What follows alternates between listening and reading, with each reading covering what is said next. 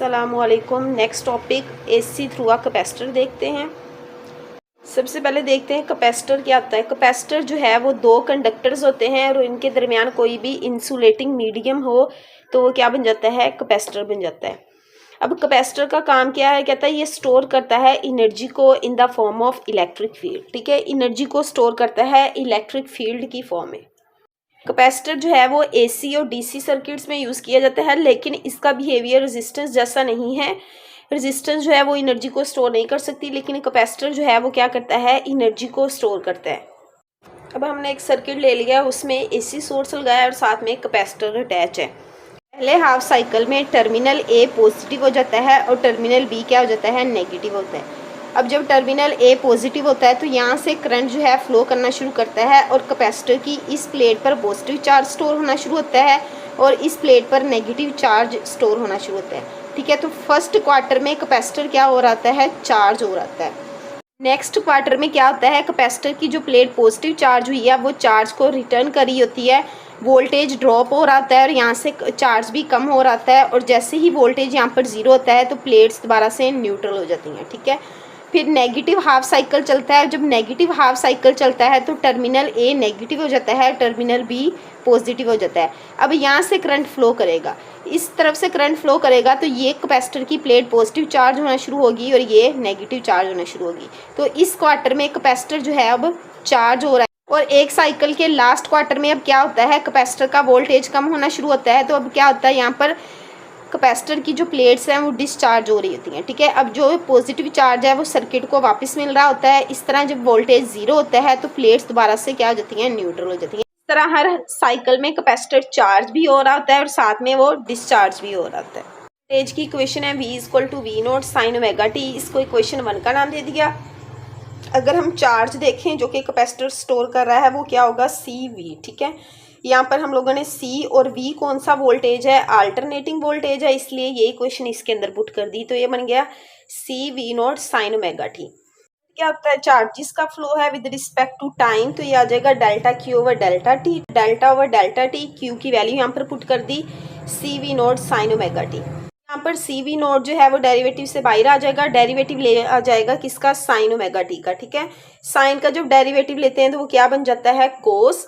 और omega T का जब मजीद लेंगे तो वहाँ से क्या हो जाएगा, ओमेगा आ जाएगा। ठीक है, यहाँ पर ओमेगा CV0 जो है वो किसके बराबर है, वो मैक्सिमम करंट के इक्वल है। ठीक है, ये कहाँ से आता है, ओहम्स लॉ के अकॉर्डिंग V = IR। आई की वैल्यू फाइंड करें तो वो क्या आती है, V/R। ठीक है, आर यहाँ पर क्या है, कैपेसिटिव रिएक्टेंस है। ठीक है, किसके बराबर होती है, 1/ओमेगा c। तो यहाँ पर आई की वैल्यू आ जाएगी V/ओमेगा c। ठीक है, तो यहाँ पर अब हम पुट करेंगे I0। कोस ओमेगा टी जो है वो किसके बराबर होता है, ये ट्रिग्नोमेट्री का जो है फैक्टर है कि कोस थीटा जो है वो किसके बराबर होता है, वो साइन थीटा प्लस π/2 को जब ओपन करेंगे तो ये दोबारा से क्या बन जाएगा, कोस थीटा बन जाएगा। इसलिए हम यहाँ पर कोस की जगह पर क्या पुट करेंगे, साइन पुट करेंगे। तो ये इक्वेशन आ जाएगी I = I0 sin omega t plus π/2। ठीक है, अब हमारे पास अल्टरनेटिंग वोल्टेज की इक्वेशन भी आ गई और अल्टरनेटिंग करंट की इक्वेशन भी आ गई। वेव फॉर्म देखते हैं। वेव फॉर्म अगर देखें तो यहाँ पर ये वोल्टेज की वेव फॉर्म है, ये चार्ज की है और ये कौन सी है, ये करंट की है। यहाँ पर क्या होता था कि वोल्टेज यहाँ पर एसी सोर्स देते थे, करंट यहाँ से पहले फ्लो करता था, फिर जाके कैपेसिटर क्या होता था, चार्ज होना शुरू होता था। मींस के करंट जब मैक्सिमम होता था फिर कैपेसिटर जो है वो कहाँ से, जीरो से चार्ज होना स्टार्ट होता था। तो ये वेव फॉर्म भी हमें यही बता रही है कि जब करंट मैक्सिमम होता है तब वोल्टेज और चार्ज जो है वो क्या होता है, बिल्ड होना शुरू होता है। अब यहाँ से Q और V बिल्ड कर रहा है यहाँ तक। ठीक है, फिर क्या होता है, दोबारा से Q और V कम होना शुरू हो जाते हैं, चार्ज और वोल्टेज, और यहाँ पर जाकर दोबारा से जीरो। फिर जो है रिवर्स डायरेक्शन में दूसरी तरफ से कैपेसिटर चार्ज होना शुरू हो जाता है। इस तरह ये साइकिल चलता रहता है। लेकिन करंट जो है वो हर स्टेप क्या है, 90 डिग्री जो है वो आगे है किसके, वोल्टेज के। यानी कि यहाँ पर करंट लीड कर रहा है और वोल्टेज यहाँ पर क्या कर रहा है, लैग कर रहा है। अगर हम इसकी वेक्टर रिप्रेजेंटेशन देखें तो वेक्टर रिप्रेजेंटेशन इस तरह होगी। ठीक है, ये वोल्टेज हो जाएगा कैपेसिटर का और ये हो जाएगा कैपेसिटर का करंट। करंट जो है वो क्या कर रहा है, लीड कर रहा है, 90 डिग्री आगे है किसके, वोल्टेज के। तो यहाँ से भी पता चलता है कि करंट लीड कर रहा है और वोल्टेज लैग कर रहा है। और वेक्टर की मैग्नीट्यूड हमें बता रही है कि यहाँ पर करंट की वैल्यू ज़्यादा है और वोल्टेज की वैल्यू से कम है। देखते हैं कैपेसिटिव रिएक्टेंस। तो रिएक्टेंस क्या है, कहता है resistance offered by capacitor is known as capacitive reactance. अब जो एसी के फ्लो में रेजिस्टेंस ऑफर कर रहा है कैपेसिटर, वो क्या कहलाती है? कैपेसिटिव रिएक्टेंस होती है।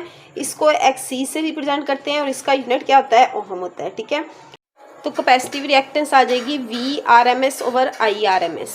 VRMS जो है वो किसके बराबर होता है? 0.707 V नोट, और IRMS किसके बराबर होता है? 0.707 I नोट। ठीक है, तो यहाँ पर कांस्टेंट से कट गया तो XC आ गया V note over I note. ठीक है, यहाँ पर XC वैसे आ गया, V नोट I नोट जो है वो हमने देखा था किसके बराबर था? ओमेगा C V नोट, तो वैल्यू यहाँ पर पुट कर दी। अब यहाँ से V नोट से कट गया, कैपेसिटिव रिएक्टेंस आ जाएगी 1 ओवर ओमेगा C या फिर 1 ओवर 2 पाई FC। अब ये फॉर्मूला में बता रहा है कि कैपेसिटिव रिएक्टेंस जो है वो फ्रीक्वेंसी के इन्वर्सली प्रोपोर्शनल है। इस इक्वेशन का मतलब है कि अगर फ्रीक्वेंसी इंक्रीज होती है तो कैपेसिटिव रिएक्टेंस क्या हो जाएगी? डिक्रीज हो जाएगी, और अगर फ्रीक्वेंसी डिक्रीज होती है तो कैपेसिटिव रिएक्टेंस क्या हो जाएगी? इंक्रीज हो जाएगी। यानी कि इन्वर्स रिलेशन है फ्रीक्वेंसी के साथ।